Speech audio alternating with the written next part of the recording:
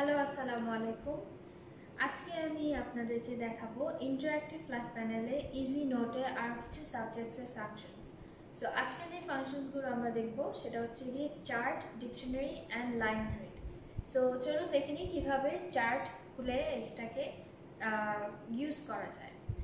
So chart যদি আপনি করতে যান, ফার্স্টে আপনার সাবজেক্টসে যেতে হবে। সাবজেক্টস থেকে এখানে দেখতে পাচ্ছেন চার্টস। চার্টসে column, line chart and pie chart, তিন ধরনের চার্ট আপনারা পেয়ে যাবেন। সো কলাম চার্টে গেলে এডিট চাপ দিয়ে সাথে সাথে আপনি এখানে ডিফারেন্ট ক্যাটাগরি এডিট করতে পারবেন। এডিট করার পরে এখানে চলে আসবে, প্লাস এখানে যা যা আপনি নিউমেরিক ইউজ করবেন সবকিছু এখানে অ্যাপিয়ার করবে। আপনি চাইলে কালার চেঞ্জ করে নিতে পারেন আপনার পছন্দের মতো, বা আপনার ডিফারেন্ট লেভেলের কালারগুলো চেঞ্জ করে নিতে পারেন। ব্লু চাইলে ব্লু করে নিতে পারেন অথবা রেড। এখানে চলে আসবে কালার আর ক্যাটাগরিগুলো, প্লাস সাইজও চেঞ্জ করা যাবে। এখানে সব ধরনের আপনার এডিট করার ফাংশনসগুলো পেয়ে যাবেন। এডিট করার পরে ডিসপ্লেতে গেলেই পুরো সবকিছু প্রপারলি ডিসপ্লে হয়ে যাবে। ফর এক্সাম্পল এখানে দেখতে পাচ্ছেন পুরো চার্টটা বড়ভাবে অ্যাপিয়ার হচ্ছে। সো এইভাবে আপনি চার্ট ওপেন করতে পারবেন এবং এডিট করতে পারবেন।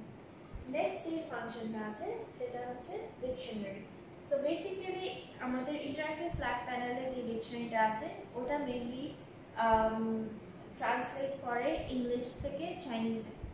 সো এটা অতটা আপনার ইউজফুল নাও হতে পারে আনলেস এটা হচ্ছে চাইনিজ কোনো ক্লাস হচ্ছে।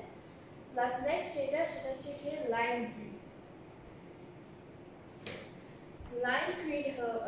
লাইন গ্রিড মেইনলি ইংলিশ ক্লাসের জন্য জরুরি হতে পারে।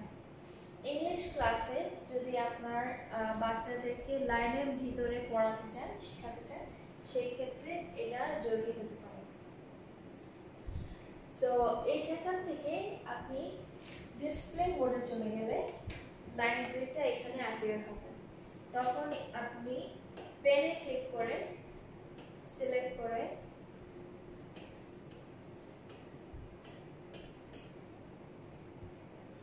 দেখাতে পারবেন যে কিভাবে লাইনের ভিতরে পড়ানো যায়। ব্যাক টু প্রিপারেশন চলে গেলাম, আবার সাবজেক্টে দেখলাম। আমরা দেখে নিলাম চার্ট, ডিকশনারি এবং লাইন গ্রিড কিভাবে ইউজ করা যায়। Thank you so much.